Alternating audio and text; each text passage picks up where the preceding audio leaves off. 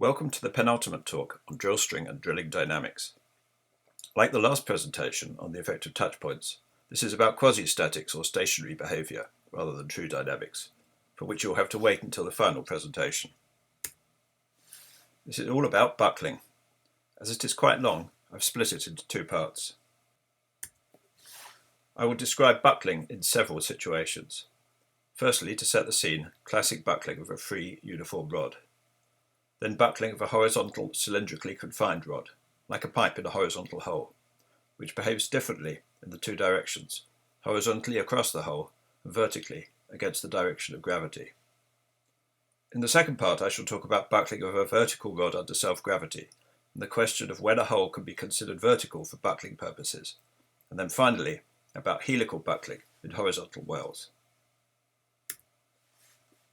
Lateral statics and dynamics really are different to axial and rotational. The equations are fourth order rather than second order, which is one complication, but it's more than that. Lateral motion has many more degrees of freedom.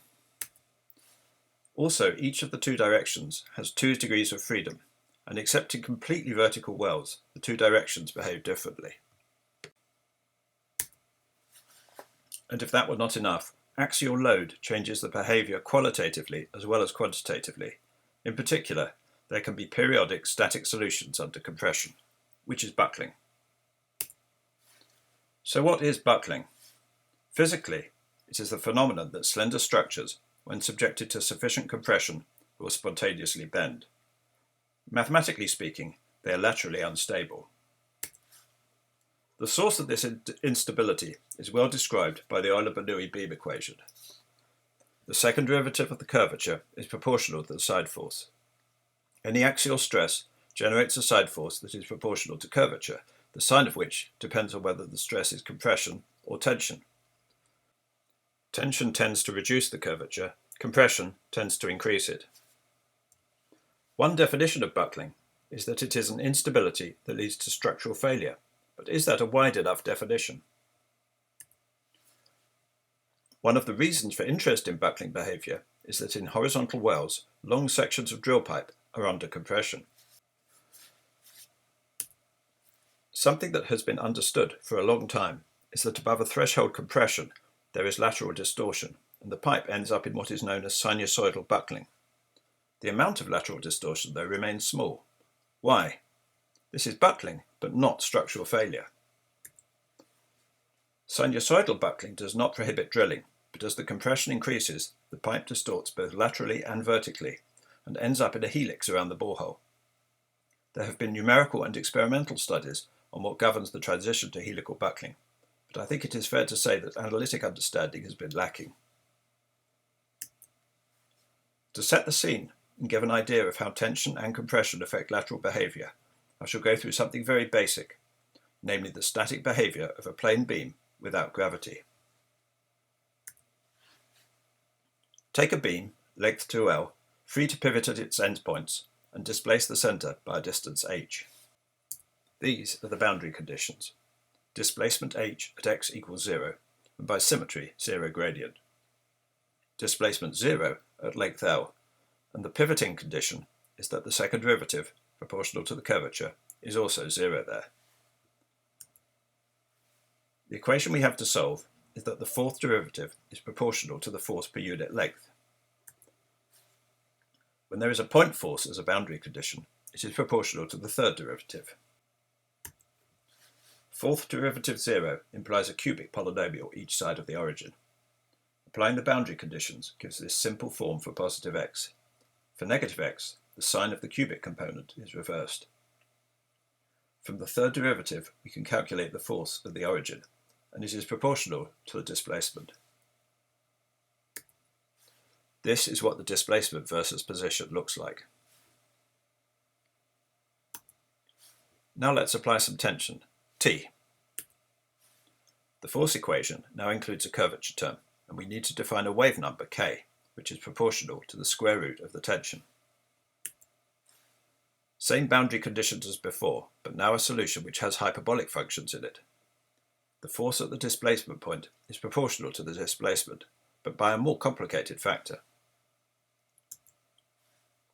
What does this look like? Obviously it depends on the tension and the length, but KL is non-dimensional. And with KL equal to 10, the displacement looks like this. Much more like string, a straight line between pivot point and displacement point, except for close to the displacement point. The force at the displacement point is proportional to the displacement, and the proportionality grows with tension. Now for the more interesting case, compression. Same equation, but because there is compression, not tension, the sign of the curvature force term is reversed. We have defined K slightly differently, so now the displacement is written in terms of trigonometric functions. The force is still proportional to displacement. But just as the force increased with increased tension, it decreases with increasing compression. And when KL is equal to pi over 2, the force changes sign. Instead of a restoring force, it acts to increase the displacement. No displacement is stable, nor is there a threshold at which instability occurs. While for a given length beam there is stability up until a finite compression, for any level of compression, a sufficiently long beam will be unstable. For what we need to discuss, it is useful to formulate instability in alternative ways. One is, as in this case, that the force at the point of displacement acts to increase the displacement. An alternative way of looking at the simple beam buckling problem is that there are infinitely many solutions to a zero force boundary value problem. When KL equals pi over 2, as well as the zero deflection solution, there is y proportional to the sine of kx. So as well as the force criterion, we shall use the existence of periodic force-free solutions to imply instability. That was classic beam buckling. What happens in a horizontal borehole? For simplicity, I'm going to look at a cylinder in a cylinder, so no tool joints for now. Displacements are sideways, with a restoring force proportional to the sine of the scaled displacement. But we will linearize and end up with a fourth order equation, so can look for periodic solutions. Here, I'm using G for the gravitational force per unit length, rather than the gravitational constant. Remember the rule: solutions that are periodic, i.e. real K, are unstable. The governing equation is quadratic in wave number squared, and the behaviour depends on whether there is tension or compression, but it also depends on the sign of the term in the square root. If there is tension, then the solutions are either real exponential or complex exponentials, so unsurprisingly, no instability. For compression, if the compression is sufficiently small, the solutions are still complex exponential, but if it is large enough, then all the solutions are harmonic. This is the instability condition first calculated by Dawson and Paisley, that below a certain amount of compression there will not be buckling, but above that compression, sinusoidal buckling will occur. Now that we know when buckling starts in horizontal wells, let's just look at a summary of observed behaviour, which is what is seen in simulations, field observations, and laboratory experiments. No buckling below the Dawson-Paisley limit, of course. From the Dawson-Paisley limit up until about 40% above, the pipe is buckled, but it is not an instability. It doesn't grow indefinitely, drilling can carry on. The pipe is just in a sinusoid on the bottom of the hole.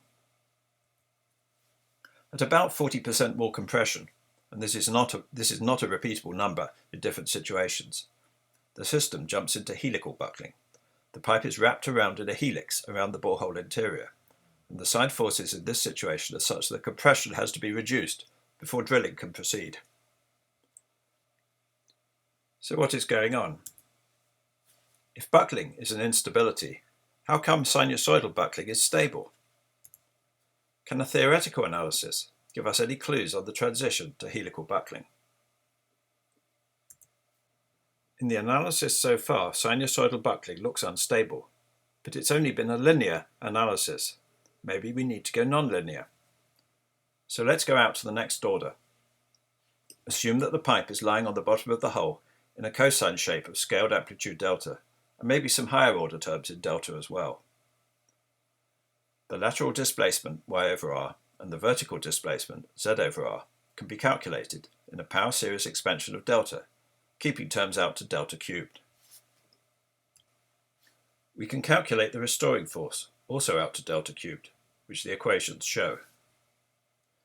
There are two kinds of term with delta cubed in front of them. One is attached to cos kx. The other is in front of cos 3kx, and these can be removed by adding some cos 3kx correction terms to the shape of the pipe on the bottom of the hole, but this does not affect the term in the square brackets. As an aside, this has ignored rolling friction for rotating pipe. If you add this in, it doesn't make much difference, apart from moving the pipe up the hole by the friction angle. So now we have a new equation for k, which includes the amplitude. Again, solve as a quadratic, remembering that this equation is only valid out to second order in delta. We now have a modified Dawson-Paisley criterion from the sign of the term inside the square root in the equation for k squared. What does this mean? Think about a constant compression slightly above the Dawson-Paisley limit. This is unstable, and any tiny perturbation will grow into a sine wave. However, when the amplitude reaches the level at which the square root term is zero, any perturbation that might take it higher produces a restoring force to bring it back down so that this term is zero. Clearly, if the amount of compression is gradually increased, then so will the amplitude of the sinusoidal buckling. So now we have a good explanation of why the sinusoidal buckling stays small at the Dawson-Paisley limit and grows with any additional compression. To recap, above the Dawson-Paisley limit there is sinusoidal buckling, whose amplitude delta is given by this equation. As compression grows, so does the amplitude of the buckling. But until what point? We know from experiments and simulation that what comes next is helical buckling. Can we learn anything about the transition to helical buckling? To get helical buckling, the pipe has to come off the side of the hole. The sinusoidal solution comes from considering the tangential side force. But what about the normal side force, holding the pipe on the side of the hole? If this goes negative, the pipe will lift off. It is no longer a physical solution. It doesn't tell us anything about what happens next, but it does say that sinusoidal buckling with full contact is no longer possible. We can use the same formulae to calculate the normal side force out to order delta squared, which we have in the top formula. We need to substitute for k in this using the dispersion relation, but which one should we use? To be consistent, it is the unperturbed relationship, as the corrections to this are also order delta squared, and will therefore be order delta to the fourth after substitution. Having done this, the equation on the bottom is obtained. The first term is the average side force, so on average, the normal force increases. However, there is a cos 2kx term. And if delta squared is more than 1/2, then this can go negative when cos 2kx equals -1, so there will be local liftoff. What compression does this correspond to? It's 11/32, or slightly more than 1/3 greater than the Dawson-Paisley compression. A delta of 1/√2 is a long way to take a small parameter approximation, but it's looking like the limit to sinusoidal buckling is about 1/3 over Dawson-Paisley, which is pretty consistent with observations. So, to summarize the conclusions. There is a critical compressive load required to initiate sinusoidal buckling, the well-known Dawson-Paisley limit. For loads above and close to the limit, the buckling stabilizes at low amplitude. For a sufficiently high load, there is some liftoff, even though the average normal force increases. It appears to be at about 35% above the critical load. All this has been about horizontal stability. But what about vertical stability? By which I mean that the pipe is horizontal. What about displacements? Take it upwards off the hole bottom. If the pipe comes off bottom, is there a force bringing it back down, or a force raising it up further? As before, we start with a very simple case with no compression or tension. A beam lying on a flat surface held down by gravity. There is a constant force per unit length, mg. Pick up the midpoint and take it quasi-statically to a height h. The solution is going to be a cubic equation plus the quartic gravity term. What are the boundary conditions? I'm taking my coordinate origin at the first point that the beam lifts off. The point where it is supported at height h is at distance L. At the liftoff point, for continuity with the rest of the beam still lying on the flat surface, the first two derivatives must be 0. At the support point, it is at height h, and by symmetry, the first derivative is 0. There are 5 constraints, but only 4 free variables in the cubic, so the length of pipe that lifts off is also determined by the height h. A finite length of pipe comes off the flat surface, and the length is proportional to the 4th root of the height that the pipe is lifted to.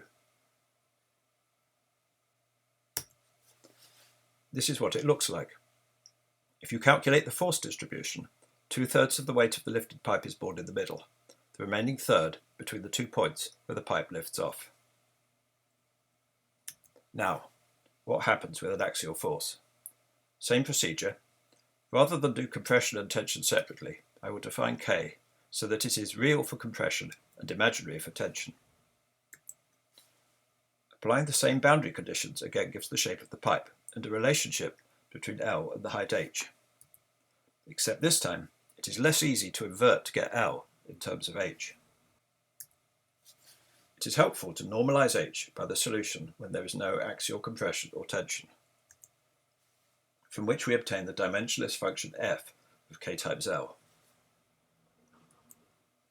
Rewriting in terms of the dimensionless w equal to kl, we can see that the solution for w is when the straight line given by the left-hand side of the bottom equation intersects f of w. The gradient of the line is inversely proportional to the 4th root of h, so for tiny h, the straight line will be near vertical. If a very small length lifts off, i.e. a small w, the intersection point will correspond to a very small height. As a larger length lifts off, the gradient of the intersection line decreases, so a larger height. As one might expect, the longer the lift-off distance, the higher the height. The next question is whether moving the pipe upwards at one point is ever unstable. Can the force go from positive to negative? Reassuringly, the vertical forces at the lift-off and support points add up to the weight of the whole section that has come off. Looking at the force at the point that has been lifted off, the support point, it is proportional to the weight of the section, 2mgl, and the proportionality is a simple function, which we denote as g of w. This does indeed go from positive to negative at sufficiently large w. It is where tan w equals w, which is about 4.5. So for w greater than 4.5, it will be unstable. So what do we do now? Now we have to find the value of h that corresponds to this w. For this, we need f of w at w equals 4.4934. That turns out to be 0.7775, from which we get the final equation for h as a function of the compression at the instability point. Looking at the other way around, if you raise the pipe above height h and the compression is below this level, the pipe will drop back down. If the compression is above this level, the pipe will carry on upwards. How does this relate to the Dawson-Paisley sinusoidal buckling onset? Scaling the compression by the Dawson-Paisley critical load gives a simple relationship between the scale factor, the rolling radius, and the height.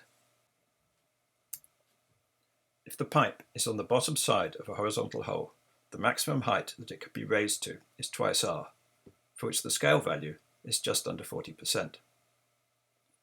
So if the compression is less than 40% over the Dawson-Paisley limit, however high you raise the pipe at one point in a horizontal hole, it will fall back to the bottom. Conversely, if the compression is 40% or more above the limit, if you raise the pipe to the top of the hole, it will stay there. Let's compare what is going on qualitatively for the different situations.